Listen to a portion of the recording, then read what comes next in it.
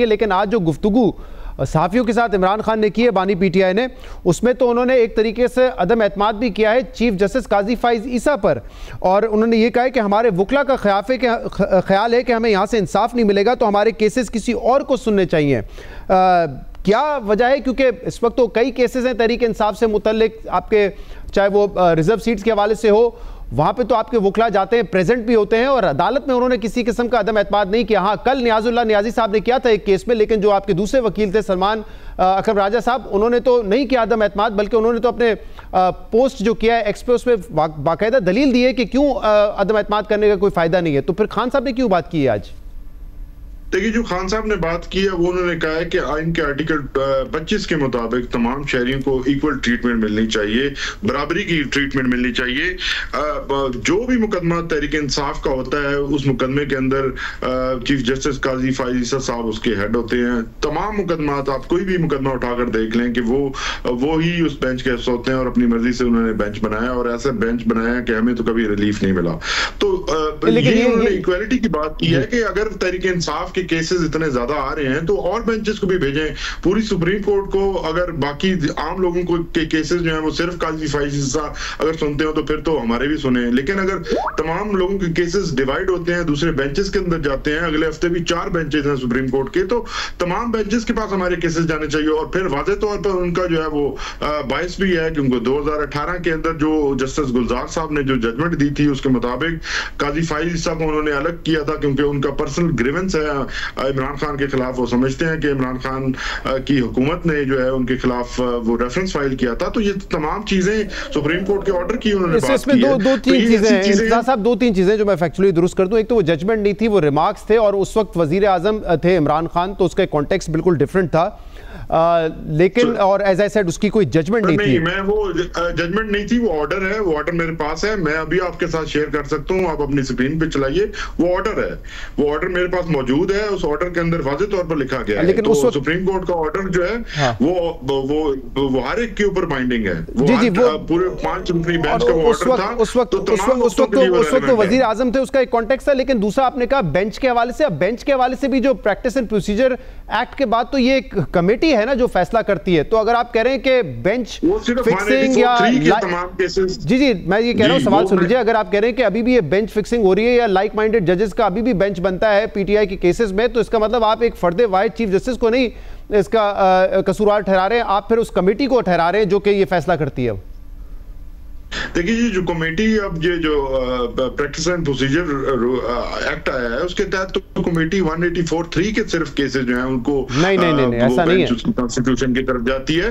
बाकी अगर ये आप ये देखिए कि सिर्फ 184(3) के नहीं है सर, नहीं साहब, आप वकील हैं, इंतजार साहब जाते हैं। देखिए वो आपका एक पॉलिटिकल आर्गुमेंट हो सकता है, लेकिन मैं कह रहा हूं कि क्योंकि आप एक वकील हैं, वो सिर्फ 184(3) के लिए नहीं है, वो दूसरे दीगर केसेस के लिए भी बेंच के हवाले से है कि जो बेंच बनेगा वो मुशावरत से बनेगा। नॉर्मल केसेस हैं उसके अंदर बेंच जो है वो रूटीन के मुताबिक बनाए जाते हैं। जो 184(3) के केसेस हैं उसके लिए कमेटी है, उसको कल देखना होता है। जी, जो कल केस सुना जा रहा था जिसमें नियाजुल्लाह नियाजी साहब ने ऑब्जेक्ट किया था, वो भी कमेटी ने ही बनाया था। मिलिट्री कोर्ट के हवाले से बेंच बनाया गया है, वो भी कमेटी ने बनाया है।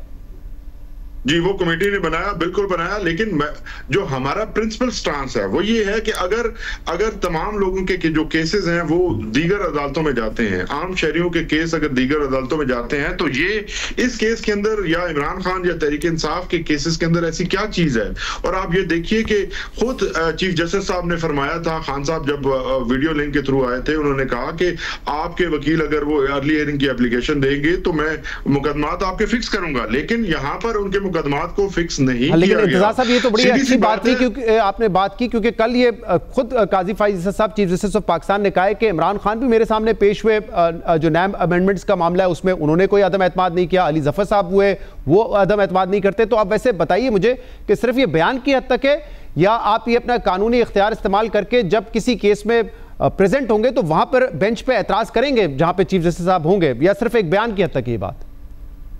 देखिए यहाँ पे पॉलिसी जो है वो सीधी सी बात है कि इमरान खान वाज़े करते हैं, इमरान खान की डायरेक्शंस के ऊपर तमाम केसेस के अंदर हम कोई भी स्टांस ज़ाहिर है लीगली उसकी लीगल साइड जरूर हमारी लीगल टीम जो है वो कंसल्ट करके बताती है, लेकिन अल्टीमेट डिसीजन मेकिंग जो अथॉरिटी है वो इमरान खान है। तो इमरान खान फैसला किया या बयान दिया है सिर्फ? तो डायरेक्शन दी उन्होंने टीम को। बिल्कुल आज रिक्वेस्ट की है चीफ जस्टिस साहब से कि आप हमारे केसेस से अलग हो जाएं।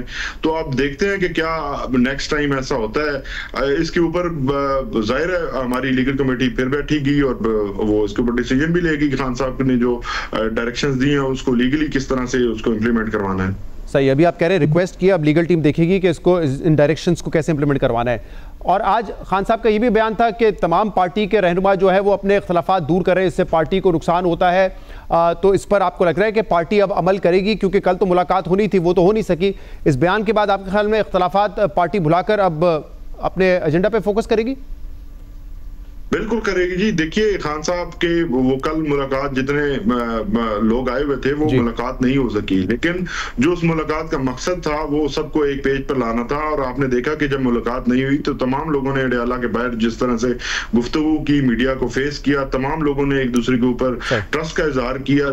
दोनों अगर फरीकैन, अगर आप इसको इस तरह से कहते हैं, मैं तो फरीक नहीं समझता, एक पार्टी के अंदर डिफरेंस ऑफ ओपिनियन होता है, मुख्तलिफ लोग, इतनी बड़ी जमात है, मुख्तलिफ सोचें जरूर होती हैं, हर एक का तरीकाकार अलग हो सकता है। लेकिन खान साहब ने भी आज इसको मजीद वाज़ेह कर दिया कि अगर किसी को इख्तलाफ है तो वो पब्लिक फोरम्स के ऊपर बात ना की जाए। तो ये एक जमहूरी बात है और ये सियासी जमातों में इस किस्म की बात होती रहती है। अच्छा, एक बात क्योंकि हमारे प्रोग्राम में हुई थी और पिछले हफ्ते ये फवाद चौधरी साहब ने कही थी, जब मैंने उनसे पूछा, आप कहते हैं कि इमरान खान ने मुझे मिलने के लिए बुलाया था, तो ये पैगाम आप तक कैसे पहुंचा? तो उन्होंने कहा इंतजार पंजोता साहब को ये पैगाम था कि फवाद चौधरी को कहो कि मुझसे अडयाला जेल में आके मिले। क्या ये बात ऐसी ही है? इमरान खान साहब ने कहा था कि फवाद चौधरी को कहें कि आके मिले मुझसे? देखिए आज भी ये सवाल सहाफी ने खुद, आपके जियो न्यूज की सहाफी हैं डार साहब, उन्होंने खान साहब से जेल के अंदर किया था और उन्होंने पूछा कि क्या आपने उनसे कहा, तो खान साहब ने कहा कि मुलाकातों की बात तो होती रहती है, लेकिन जाहिर है उसके ऊपर जो पॉलिसी बयान है कोर कमेटी के फैसले के बाद आज भी उन्होंने उसी बयान को दोहराया और कहा कि 9 मई को के बाद जो लोग हमें छोड़कर चले गए हैं उनका केस टू केस हम देखेंगे। तो इसी वजह से उनको ये रिक्वेस्ट, जाहिर है बातचीत हुई थी, लेकिन उनका फैसला जो है वो चूंकि बाद में होना, तो इसलिए ये मुलाकात भी नहीं हो सकी। अच्छा, लेकिन आपने पैगाम दिया था फवाद साहब को कि खान साहब मिलना चाहते हैं आपसे? देखिए बातचीत, मैंने ये कह रहा हूं कि बातचीत हुई थी, फवाद साहब से भी बात हुई थी और खान साहब से भी बात हुई थी, लेकिन चूंकि फिर वो कोर कमेटी की जानिब से एक फैसला आया था तो उसके बाद से फिर कोई राब्ता नहीं हुआ।